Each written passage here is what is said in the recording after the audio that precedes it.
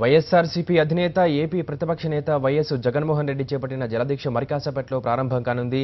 జలదీక్షకు సంబంధించి పూర్తి వివరాలు మా కరెస్పాండెంట్ సతీష్ అందిస్తారు. సతీష్, చెప్పండి, ఎగువ రాష్ట్రాలు చేస్తున్న జలదోపిడీ కావచ్చు, బాబు ప్రభుత్వం వహిస్తున్న నిర్లక్ష్య వైఖరికి నిరసనగా ఏపీ ప్రతిపక్ష నేత వైఎస్ జగన్మోహన్ రెడ్డి ప్రజల పక్షాన మద్దతుగా జలదీక్ష పేరుతో దీక్ష చేయబోతున్నారు. దీనికి సంబంధించి వైఎస్ జగన్మోహన్ రెడ్డి దీక్ష ప్రాంగణానికి ఎప్పటిలోపు చేరుకుంటారు? అక్కడ ఏర్పాట్లు ఎలా ఉన్నాయి?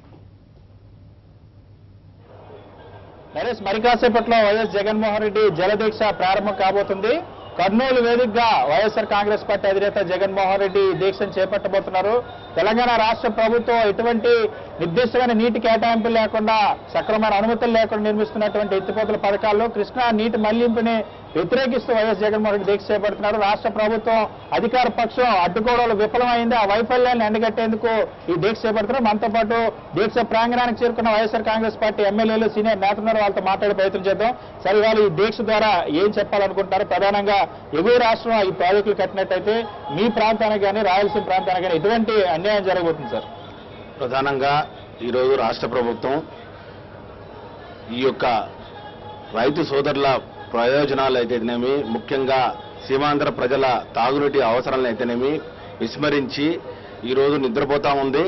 ముఖ్యంగా ఏవైతే ప్రాజెక్టులు మరి జనహృదయ నేత, మరి దివంగత నేత మన ప్రీతం నాయకుడు రాజశేఖర రెడ్డి గారు జలదీక్షలో మరి జలయజ్ఞంలో భాగంగా నిర్మాణం చేపట్టిన ప్రాజెక్టులను కూడా పూర్తి చేయకుండా కమిషన్ల కోసం ఈరోజు వేరే ప్రాజెక్టులు మరి చేపట్టడం వలన ఈరోజు తెలంగాణలో మరి పట్టిసీమ ప్రాజెక్టు ఏ విధంగా వాళ్ళు పోలవరం ప్రాజెక్టును ఫణంగా పెట్టి వాళ్ళు నిర్మాణం చేపట్టారు, దాన్ని సాకుగా చూపించి ఈరోజు వాళ్ళు కృష్ణా ఎగువ ప్రాంతంలో మరి ముఖ్యంగా శ్రీశైలం ప్రాజెక్టు నీళ్లు రాకుండా ఉండే విధంగా 800 అడుగుల దగ్గరే మరి ఈరోజు నీళ్లు తోడే ప్రయత్నంలో భాగంగా మరి దిండి ఎత్తిపోతల పథకం అయితేనేమి, పాలమూరు రంగారెడ్డి ఎత్తిపోతల పథకం అయితేనేమి, కల్వకుర్తి మరి ఎత్తిపోతల పథకానికి దాని పెంపు పెంచడం వలన ముఖ్యంగా 25 నుంచి 40 టీఎంసీలు మరి నీటిని ఆధారంగా తీసుకునే మరి ప్రయత్నంలో సుమారు 135 టీఎంసీలు అదనంగా కృష్ణా జలాన్ని తోలుకుపోతున్న పరిస్థితిని వాళ్ళు పట్టించుకోకుండా ఈరోజు మరి నిద్రపోతున్న పరిస్థితిని ఈరోజు రాష్ట్ర ప్రజలకు తెలిసే విధానంగా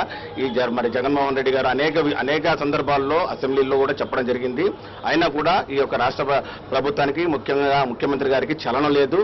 మరి వారు ఎందుకు మరి 5 కోట్ల ప్రజల మరి అవసరాలను ఫణంగా పెట్టి వారి వ్యక్తిగత స్వార్థం కోసం ఈరోజు ఆ యొక్క ప్రాజెక్టులను అడ్డుకునే స్థితిలో వారు ఉండట్లేదు.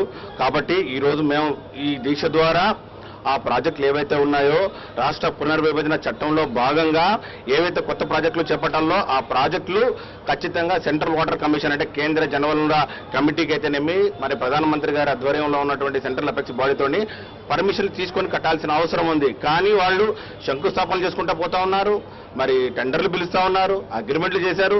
అయినా కూడా రాష్ట్ర ప్రభుత్వం నిమ్మకు నీరెత్తినట్టు ఏమీ చేయటం లేదు.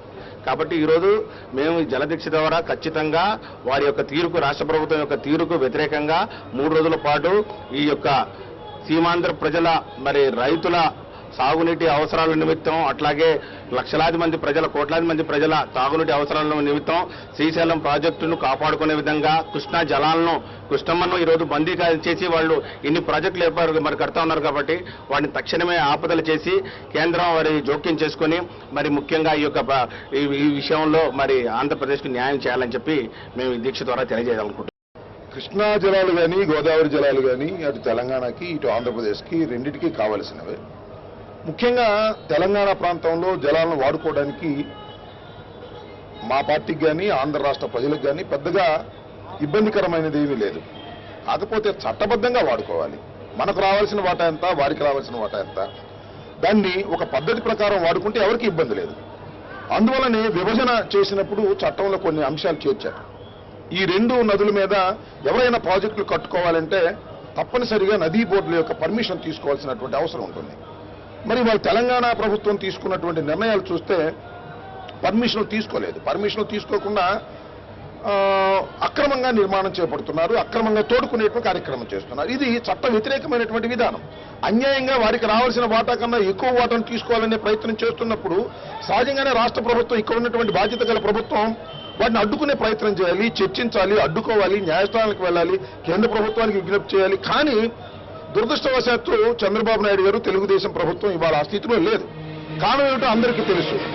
కారణం ఏమిటంటే ఓటుకు కోర్టుల కేసులో చంద్రబాబు నాయుడు గారు డైరెక్ట్గా దొరికిపోవటం, అలాగే కేసీఆర్ ప్రభుత్వం చంద్రబాబు నాయుడు గారి మీద, లోకేష్ గారి మీద కావలసినటువంటి సాక్ష్యాధారాలన్నీ సేకరించి వారి దగ్గర పెట్టుకున్నారు. కేసు పెట్టేస్తే తేలిపోయేది. కేసు పెట్టకోకుండా చంద్రబాబు నాయుడు గారిని బెదిరించే కార్యక్రమం చేస్తుంటే వీరు బెదిరిపోతున్నారు. ఇప్పుడు ఎలా ఉందంటే, ఒక రౌడీ షీటరు ఏ విధంగా పోలీసులకు భయపడి ఏమీ మాట్లాడలేకుండా పోతాడో, ఆ విధంగానే ఇవాళ చంద్రబాబు నాయుడు గారు కూడా మాట్లాడలేని పరిస్థితిలో ఉన్నారనేది చాలా స్పష్టంగా అర్థమవుతుంది. అటు కేంద్ర ప్రభుత్వంతో కానీ, ఇటు పక్కన రాష్ట్ర ప్రభుత్వంతో కానీ చర్చించడానికి కానీ, లేదా వారితో అవసరమైతే తగాదా పట్టడానికి కానీ సిద్ధంగా లేనటువంటి ఒక విచిత్రమైన పరిస్థితి వాళ్ళ రాష్ట్రంలో నెలకొనడం వల్ల తీవ్రమైనటువంటి అన్యాయం రాయలసీమకు కానీ, మరి కోస్టలాంధ్ర కానీ జరిగేటటువంటి ప్రమాదం కనిపిస్తా ఉన్నది. ఇప్పుడు రాయలసీమలో ఉన్నటువంటి ప్రాంతంలో ఇప్పుడు 800 దిగువకి నీళ్లు తోడుకునేటటువంటి ప్రాజెక్టులు వారు నిర్మిస్తే ఇంకా మరి పోతిరెడ్డిపాడు కానీ మరొక చోట కానీ నీరు వెళ్లే పరిస్థితి లేదు. కాబట్టి దీన్ని ఇవాళ ఉన్నటువంటి ఈ పరిస్థితిని ఎక్స్పోజ్ చేయడం కోసం ప్రధాన ప్రతిపక్ష నాయకుడైనటువంటి జగన్మోహన్ రెడ్డి గారు నిర్ణయం తీసుకొని ఇటు ఈ ప్రభుత్వం చేస్తున్న అలసత్వాన్ని, అక్కడ ఆ ప్రభుత్వం చేస్తున్నటువంటి దోపిడీని రెండింటిని ఎండగట్టి ప్రజలు తీసుకురావడం కోసం ఇది ప్రారంభించడం జరిగింది. సరే, ఇవాళ రాయలసీమ ప్రాంతం మొదటి విక్టిమ్ కాబోతుంది ఈ ప్రాజెక్టులు వస్తే అన్నది సర్వత్రా ఇక్కడ రైతుల్లో ఉన్న ఆందోళన. ఒకవేళ నిజంగానే ఆ 2 ప్రాజెక్టులు పూర్తయి ఎగువన 820 అడుగుల వద్ద శ్రీశైలం దగ్గర కృష్ణా జలాలని లిఫ్ట్ చేసినట్టయితే రాయలసీమ ప్రాంతానికి ఎలాంటి నష్టం జరగబోతుంది? ఇక్కడ రైతుల్లో ఎలాంటి ఆందోళన ఉంది సార్? ఈరోజు రాయలసీమ ప్రాజెక్టులకంతా కూడా ప్రధానమైనటువంటిది పోతిరెడ్డిపాడు, ఈ బనకచెర్ల రెగ్యులేటరీ. ఇక్కడ కనీసం 121 టీఎంసీల నీరు అవసరం ఉంది. కనీసం పోతిరెడ్డిపాడు వల్ల నీళ్లు అందించాలన్నా 854 లెవెల్ మెయింటైన్ చేయాలి. కనీసం 841, 42 ఉంటే తప్ప పోతిరెడ్డిపాడుకి అసలు నీళ్లు ఎక్కనటువంటి పరిస్థితి ఉంది. ఈరోజు డిమాండ్ ఏముందంటే 875 అడుగులు ఉంటే తప్ప మనం అనుకున్నటువంటి 121 టీఎంసీలు డ్రా చేయలేమనేటువంటిది ఒకటి ఉంది. తర్వాత హంద్రీనివాకు సంబంధించి కూడా 834 అడుగుల నుంచి హంద్రీనివా స్టార్ట్ అవుతుంది. మరి అందుకనే ఇప్పుడు వీళ్ళు 820 అడుగుల దగ్గర నుంచి 817 అడుగుల దగ్గర నుంచే ఈరోజు పాలమూరు రంగారెడ్డి కానీ, డిండి ప్రాజెక్ట్స్ కానీ ఇవన్నీ స్టార్ట్ అయితే అక్కడే 120 టీఎంసీల వరకు డ్రా చేయడం మొదలు పెట్టేస్తే అసలు రాయలసీమ ప్రాజెక్టులు కూడా దారుణంగా నష్టపోతాయి. అందుకనే అసలు ప్రాజెక్టులో నీళ్లు ఉంటే తప్ప రాయలసీమ ప్రాజెక్ట్స్ నీళ్లు ఎక్కేటువంటి పరిస్థితి లేదు. అందుకనే రాయలసీమ వాసులకు కూడా కనీసం ఇప్పుడు ఆన్గోయింగ్ ప్రాజెక్ట్స్ ఈ గలేర్ నగర్ కానీ, అంద్రీనివా కానీ, లేకపోతే పోతిరెడ్డిపాడు ఆధారంగా ఉన్నటువంటి ఇవన్నీ కూడా తెలుగు గంగ కానీ, ఎస్ఆర్బీసీ కానీ, కేసీ కెనాల్ అసిస్టెన్స్ కానీ ఇవన్నీ కూడా నీళ్లు వీటికి కావాలంటే తప్పనిసరిగా ఈ ప్రాజెక్ట్స్ ని ఆపాలా, అక్రమ్ ప్రాజెక్ట్స్ ని ఆపాలా. ఇప్పటికే వాళ్ళు కృష్ణా నదికి సంబంధించిన దాదాపు 330 టీఎంసీలకు పైగా వాడుకుంటా ఉన్నారు తెలంగాణ వాళ్ళు మేము 299లో కడుతున్నాం అనేటువంటిది కూడా పచ్చబద్ధం. ఎందుకంటే ఈ రైతు రంగ నిపుణులు అందరూ కూడా చెప్తా ఉన్నారు వాస్తవాల ఆధారంగా. అందుకనే ఈరోజు రాయలసీమకు దీన్ని ఆపాల్సినటువంటి అవసరం ఉంది. అదేవిధంగా డెల్టా ప్రాంతం వాళ్ళు కూడా తీవ్రంగా నష్టపోతారు. వాళ్ళు ఇప్పటికే అనుభవిస్తున్నటువంటి వాళ్ళ పైన కూడా చాలా ప్రభావం ఉంటుంది. అందుకనే రాష్ట్రం అంతా కూడా సమైక్యంగా ఉద్యమించాల్సినటువంటి అవసరం ఉంది. ఈ విషయంలో చంద్రబాబు యొక్క నిర్లక్ష్యాన్ని ఎండగడుతూ జరుగుతున్నటువంటి ఈ దీక్షకు పెద్ద ఎత్తున రాయలసీమ ప్రజలు అందరూ కూడా మద్దతునివ్వాల్సినటువంటి అవసరం ఉంది. సరే, ఇవాళ కృష్ణా జలాలకు సంబంధించి ఇప్పటికే ఆంధ్రప్రదేశ్ రాష్ట్రానికి రావాల్సిన వాటా ఎంత మేరకు తగ్గిపోతుంది? ఈ 2 ప్రాజెక్టులు కూడా వచ్చినట్టయితే ఇంకా ఎంత అన్యాయం జరుగుతుంది? ఇప్పటికే కర్ణాటక, మహారాష్ట్రలో కట్టిన ప్రాజెక్టుల వల్ల పూర్తిగా నష్టపోతున్న ఆంధ్రప్రదేశ్కి కృష్ణా జలాల్లో భవిష్యత్తులో ఎండమావిగా మారే ప్రమాదం కూడా పొంచి ఉన్నట్టుంది. వాస్తవానికి కేటాయింపులకు సంబంధించి ఎంత నష్టం జరగబోతుంది సార్? సార్, ఇందాక మీరు చెప్పారు ఆంధ్రప్రదేశ్లో 13 జిల్లాల్లో 8 జిల్లాలు కృష్ణానది ప్రధానం. 8 జిల్లాలు కాదండి, పశ్చిమ గోదావరి జిల్లాలో కూడా 1,50,000 ఎకరాలకి పశ్చిమ గోదావరి జిల్లా క్యాపిటల్ ఏలూరుకు త్రాగునీరు కూడా కృష్ణానదీ జలాలే ఆధారం. సరే, ఈ కృష్ణానదీ జలాల పంపకం విషయంలో ఏం జరిగిందంటే, బచావత్ ట్రిబ్యునల్ జడ్జిమెంట్ ఇచ్చే నాటికే కొత్త ట్రిబ్యునల్ వచ్చేటప్పటికి పూర్తి చేసుకున్న ప్రాజెక్టులకు ప్రయారిటీ ఇవ్వమని చెప్పి 2వ ట్రిబ్యునల్లో బచావతే ఇచ్చాడు. 95 నుంచి 2004 దాకా చంద్రబాబు నాయుడు గారు ఆంధ్రప్రదేశ్లో ఒక్క సాగునీటి ప్రాజెక్టును కూడా కనీసం చేపట్ల. తెలుగు గంగ ప్రాజెక్టు ఎన్టీ రామారావు పూర్తి చేశాడు. పూర్తయి ఉండటంతో బ్రిజేష్ కుమార్ ట్రిబ్యునల్లో దానికి 20 టీఎంసీలు అలాట్మెంట్ వచ్చింది. జోరాలు పూర్తి అవడంతో 9 టీఎంసీలు అలాట్మెంట్ వచ్చింది. కానీ అదే సమయంలో చంద్రబాబు నాయుడు గారి పీరియడ్లోనే దేవగౌడ గారు ప్రధానమంత్రిగా వేదిక మీద నిద్రపోతూ కూడా ఆల్మట్టి, నారాయణపూర్ అన్ని పర్మిషన్లు తెచ్చుకుని 2004 నాటికే ఆల్మట్టి ప్రాజెక్టు మొత్తం నిర్మాణం పూర్తయిపోయింది. ఇది 2004 సెప్టెంబర్లో రైతు సంఘాలన్నీ కలిపి తీసిన ఫోటో. ఈ రోజున బ్రిజేష్ కుమార్ ట్రిబ్యునల్ 259 టీఎంసీలు పై 2 రాష్ట్రాలకి ఇప్పుడు మనకు వచ్చే నీటిని కేటాయించారు. ఈ సంవత్సరం శ్రీశైలంలోకి వచ్చింది 75 టీఎంసీలు. బిఫోర్ లాస్ట్ ఇయర్ వచ్చింది 175 టీఎంసీలు. వీటిల్లో ఇప్పటికే తెలంగాణ రాష్ట్రం మీరు జోరాల నుంచి పూర్తిగా వాడుకుంటుంది, అక్కడ నెట్టింపాడు నుంచి వాడుకుంటుంది, కోయిలాసాగర్ నుంచి వాడుకుంటుంది, భీమా నుంచి వాడుకుంటుంది, ఇక్కడికి వచ్చిన తర్వాత కలవకుర్తి నుంచి వాడుకుంటుంది. సో కిందకెళ్తే మళ్ళీ ఎలిమినేట్ మాధవరెడ్డి గెలా నుంచి వాడుకుంటుంది. వాళ్ళని వాడుకోవద్దని ఆంధ్రప్రదేశ్ ప్రజలంటల్లా ఇవాళ మన ఇద్దరం కలిసి పై రాష్ట్రాల మీద పోరాటం చేసి కేంద్రం మీద ఒత్తిడి తీసుకురావాల్సింది పోయి మరలా ఈ రాష్ట్రానికి ఈ సంవత్సరం ఆంధ్రప్రదేశ్కి త్రాగునీరు తప్ప ఒక్క చుక్క కూడా సాగునీరు రాలా. కానీ కర్ణాటక మహారాష్ట్రలో 80% సాగునీరు వాడుకున్నాయి, తెలంగాణ కూడా 50% సాగునీరు వాడుకుంది. ఇటువంటి పరిస్థితుల్లో మాకు త్రాగునీరు కూడా లేకుండా చేసే కార్యక్రమాన్ని మీరు తీసుకోబోతున్నారు. ఇది ఇవాళ ప్రధానమైన అంశం. ఇవాళ ఆల్రెడీ మీరు తీసుకున్న ఎస్ఎల్బీసీ 820 అడుగులకి గ్రావిటేషన్ మీద ఆ టన్నెల్ పూర్తయితే రోజుకు 9,000 క్యూసెక్లు ఎస్ఎల్బీసీ నుంచి వెళ్ళిపోతాయి.